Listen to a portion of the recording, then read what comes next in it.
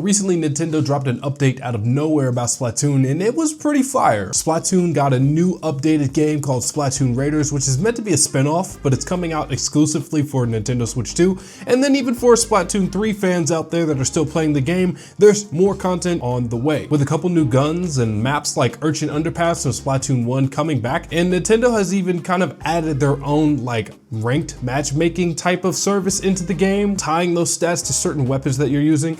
It's a very interesting update, but the most interesting part about this update is the Nintendo Switch 2 edition that is going to be launching for Splatoon 3, and that's coming June 12th. The most interesting part about all of this is the way that they worded this in the trailer, and this is obviously going to require a little bit of demonstration and investigating when the patch drops, but they specifically said a lot of things about certain areas in Splatoon 3 looking good, but not the entire game itself. For Nintendo Switch 2 players, you'll notice more detailed visuals, and the game will appear smoother in certain locations, such as the square in Splatsville and the Grand Festival grounds. And then they immediately followed up by saying Splatoon 3 players on regular Nintendo Switch will still be able to simultaneously play with players on Nintendo Switch 2. But no need to fear, Nintendo Switch players and Nintendo Switch 2 players will still be able to splat together.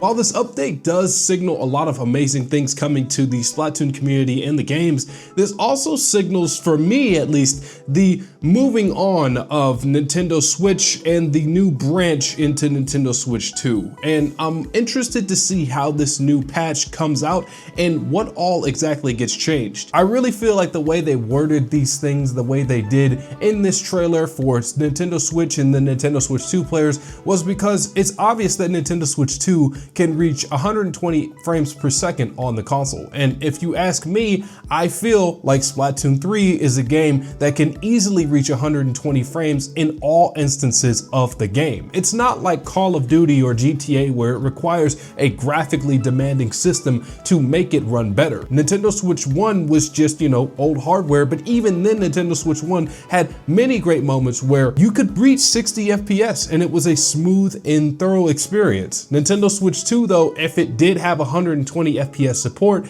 that would be deemed, I feel like in a lot of cases, an unfair advantage. Smoother frame rates, better colors, more ways to see other Inkling colors. You'd be able to easily differentiate if they up the resolution just for all instances in Nintendo Switch 2. And this kind of makes me think about Nintendo's transition into Nintendo Switch 2 and how fast they're gonna move the Nintendo Switch 1 games out of Nintendo Switch 1 and start full force pushing Nintendo Switch 2 titles there. How is Nintendo going to transition, and how fast is it going to take, and how are the fans gonna feel? Because obviously Nintendo Switch 2 is very expensive, right? It is a console that not everyone can get right now. We had to go through a lot of the launchness and everything, and people are still getting ready to purchase this title, or they're waiting till Christmas, or the delays just aren't there because there's no units in store. There's a lot of reasons why people don't have Nintendo Switch 2 right now. And I'm wondering if this is going to cause a bit of discourse as we progress and as Nintendo starts to transition into Nintendo Switch 2 in its entirety. Nintendo Switch 1 games are still very prevalent, and Nintendo's still trying to play catch up with Nintendo Switch 2. But I wonder if they're going to keep playing and if they're going to try to have Nintendo Switch 1 games and 2 games live in tandem. I mean, Splatoon 3 is a great example of Nintendo Switch 1 and 2 games existing in the same ecosystem, but it also feels that if this game doesn't have a massive performance boost behind it, and while there are certain situations where it has to, lag behind to compensate for competing along Nintendo Switch 1, if players are going to feel as if it's a hindrance to have Nintendo Switch 1 involved with 2.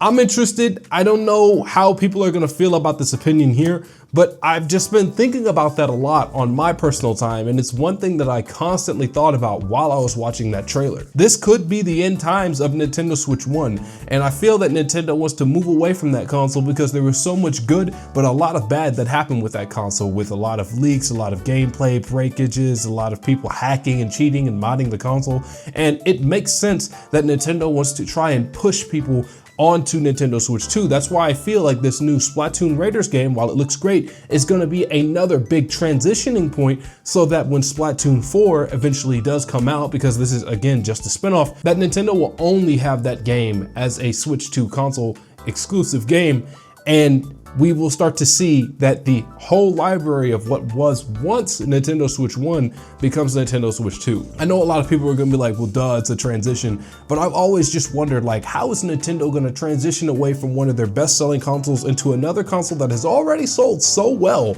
but will need to, you know, compensate to be existing in the current landscape that like full HD games are in. I'm just interested to see that, and I wanted to know if there's anyone else out there that kind of shared that concern or at least shared that initial thought with me as well. Overall though, Splatoon looks great, right? I can't wait for Splatoon Raiders. There's no information coming out for that yet. And of course, we're still gonna have a bunch of patch updates for Splatoon 3, which I know I'll personally be enjoying. And it's time to get hyped if you're a Splatoon fan. It's good to see Nintendo showing this series the love that it deserves, because it's going to be a system seller. It's gonna be a good selling game no matter what, just because of the nature of it. But yeah, Splatoon Raiders, everybody.